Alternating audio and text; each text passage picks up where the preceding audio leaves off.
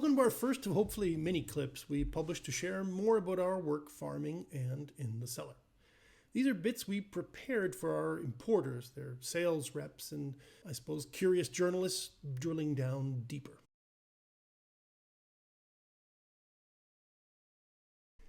The year's work farming culminates with harvest. 2024 was a challenging year with advances in regenerative farming, flooding, a coolish summer, and an extended harvest pick. It was a year we continued work on new parcels higher in the coastal range. It was challenging, but, well, we're done. When they say it doesn't rain in Chile during harvest, it's not true. It rained twice, a third time after we finished. But the challenge this year did not stem from that rain, but ripeness. Ripeness varied a great deal across vineyards, more than usual. For Garage, it was a serious challenge because we farmed 34 hectares, give or take, across a series of 17 very different parcels. And within each parcel, there was greater heterogeneity than we've ever seen. So we brought the fruit into the cellar in smaller pieces, subdividing already divided small parcels into bits smaller still. Beyond the mayhem of so many small bits, it was a terrific harvest to compare and contrast the different bits, learning along the way. We learned a great deal, even from farms we've been working for 15 plus years. Each year we have 2 young winemakers helping, one in the cellar and one in the fields to bring in the fruit just right. In the cellar, we had Peter from the Okanagan in British Columbia, Canada. Our winemaker in the fields, Felipe from Chile, almost went crazy pursuing precision in the midst of utter madness. But he managed, and he managed it well.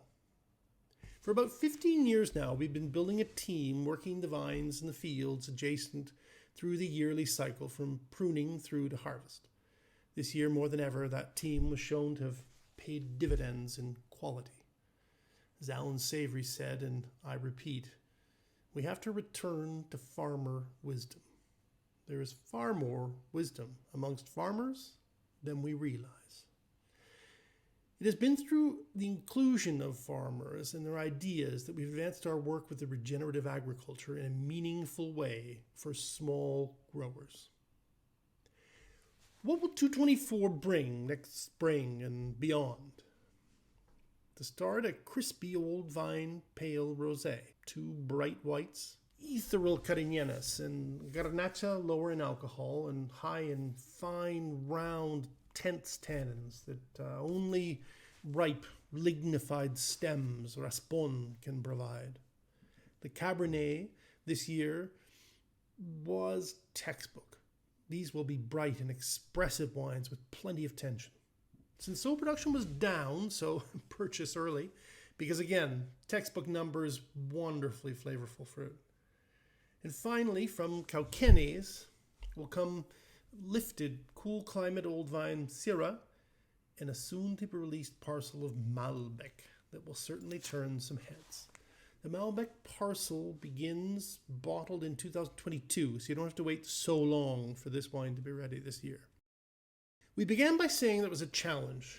The longer hang time certainly made it bad for the nerves, but we think the same extended hang time will make it great for the bottles. We look forward to tasting things in barrel after Malolactic in the spring, and we shall keep you informed. For now, all the best from Pilar, Alvaro, the team, and myself, Derek. I can't believe I'm about to say this, but if you like what you've seen and heard and want to see more, be sure to like and subscribe.